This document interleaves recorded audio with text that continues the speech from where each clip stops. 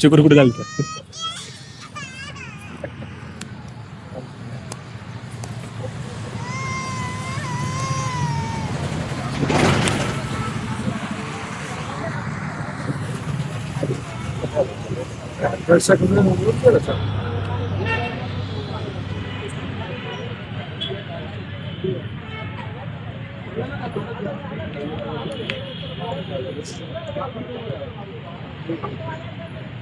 ते आज जे काही करत आहेत ते समाजासाठी करत आहेत. आणि आज 4 दिवसापूर्वी माझ्या वडिलांचं हृदयविकाराच्या झटक्यामध्ये निधन झाले.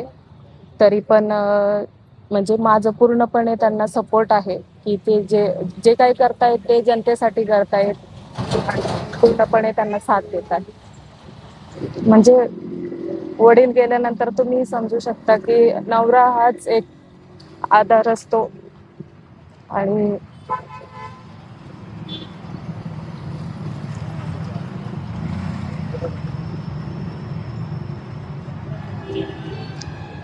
तरी पण मी त्यांच्या सोबत आहे.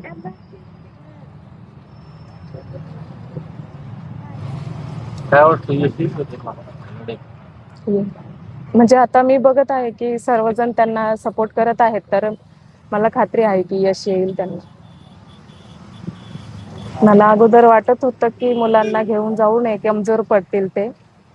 पण नाही, मला वाटतं त्यांना अजून ताकद मिळाली आहे त्यांना बघून, की ही मुलं पण पुढचं भविष्य आहेत आणि त्यांचंही कुठलं नुकसान होऊ नये म्हणून त्यांना मला वाटते ताकद मिळेल इथून पुढे. त्यांनी कमजोर पडू नये, त्यांना बघून कुठेही कमजोर होऊ नये.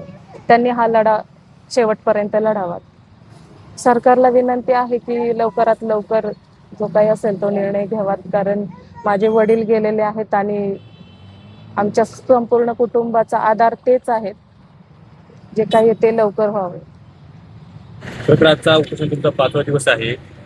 या ठिकाणी कशा प्रकारे काय चर्चा झाली किंवा कोणी अधिकारी आले, काय झालं, काय सांगा तुम्ही याबद्दल? या 2 दिवसात खरं तर माझे आमदार अतुल शेटबेंडके साहेब आले होते. त्यांनी तहसीलदार साहेब यांच्याशी फोनद्वारे चर्चा केली आणि खासदार साहेबांशी फोनद्वारे चर्चा केली. खासदार साहेबांनी मला सांगितलं की येत्या 18 तारखेला कलेक्टर साहेबांसोबत ही तातडीची बैठक लावली आहे. आणि नंतर तहसीलदार साहेब, महाराष्ट्र प्रदूषण नियंत्रण मंडळाचे अधिकारी हे सगळे या ठिकाणी उपस्थित राहिलेत, बरोबर ना अंबर शेठ? आणि सगळं प्रशासन खरं तर मला हे उपोषण स्थगित करा असं त्या ठिकाणी विनंती करत होतं किंवा सूचना करत होतं. परंतु मी त्यांना ठामपणे सांगितलं की जोपर्यंत तुम्ही आम्हाला काही निर्णय देत नाही तोपर्यंत मी माझ्या निर्णयावर ठाम आहे. आज शेवटी आपल्या गोरगरीब आदिवासी बांधवांचा साहेब प्रश्न आहे. ही लढाई आपण सामान्य माणसासाठी लढतोय. त्याच्यामुळं आता एवढी पत्नीची मला साथ आहे, म्हणजे त्यांनी सांगितलं की एवढं दुःख बाजूला ठेवून जर ती माझ्या मागं उभे, मला असं वाटतं मग आपण ज्या गोष्टीचा खरं तर विचार करत असतो तो म्हणजे कुटुंबाचा, ते कुटुंब जर माझ्यासोबत असं मला असं वाटतं अजून या लढ्यासाठी मला ऊर्जा मिळाली आहे. आणि काल आमदार साहेब पण आले होते. आमदार साहेबांनी सांगितलं की त्यांनी तब्येतीची काळजी पाहून मला सांगितलं की सूरज, की तू सध्या उपोषण स्थगित कर. त्यांचं म्हणणं आलं की तू सोडू नको पण तू स्थगित कर. ते म्हणले 14 तारखेला तातडीची मिटिंग लावतोय आजनवळ्याला. उद्या त्यांनी आजनवळ्याला सगळ्या प्रशासनाला सोबत घेऊन त्या ठिकाणी मिटिंग आयोजित केली.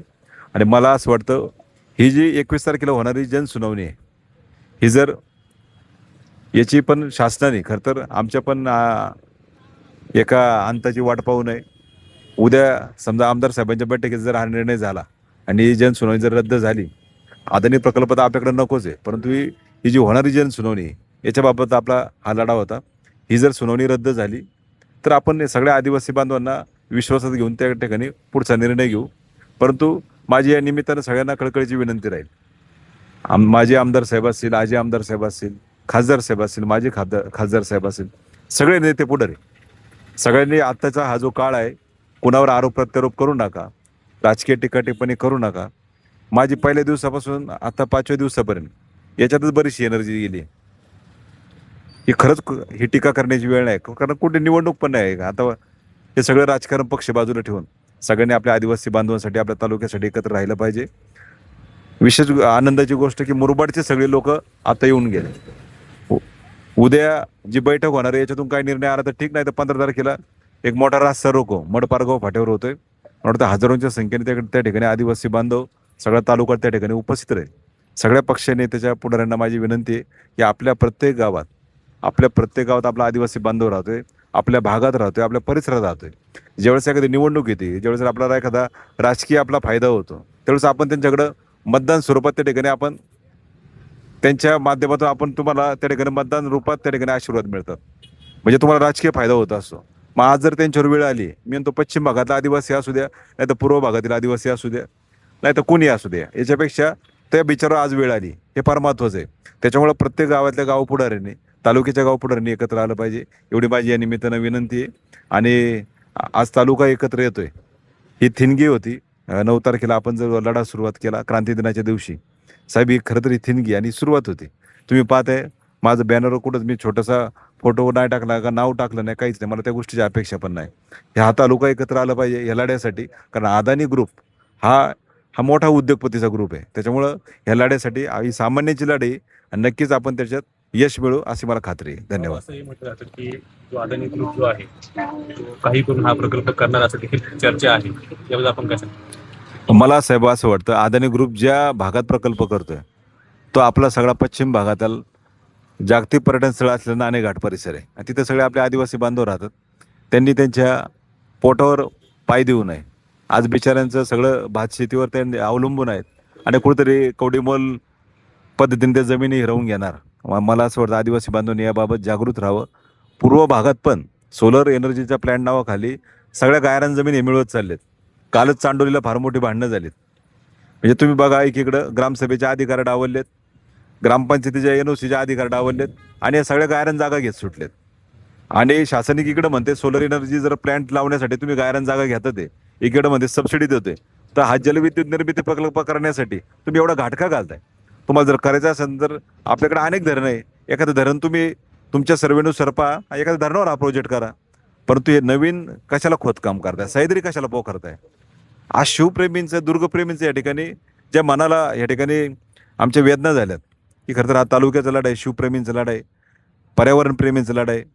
त्याच्यामुळे साहेब हा फक्त आदिवासी बांधवांचा नाही तर तालुक्याचा प्रश्न झालेला आहे. त्याच्यामुळे आम्ही हा तालुका सगळा या लढ्यामध्ये उतरणार आहे.